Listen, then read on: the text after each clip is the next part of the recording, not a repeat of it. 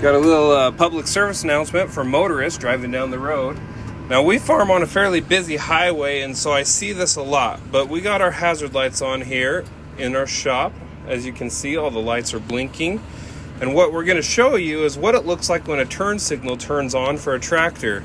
So right here, the turn signal is on right now. The left side's blinking, the right side is solid. That means the tractor's going to turn left. It's amazing how many people try to pass me on a left-hand turn. Typically, I'll pull out in the middle of the road so they can't, but they will still try.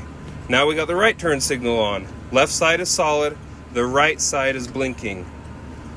Pay attention to the lights. They'll let you know what to do. Drive safe and just drive slow around a tractor. Enjoy the views.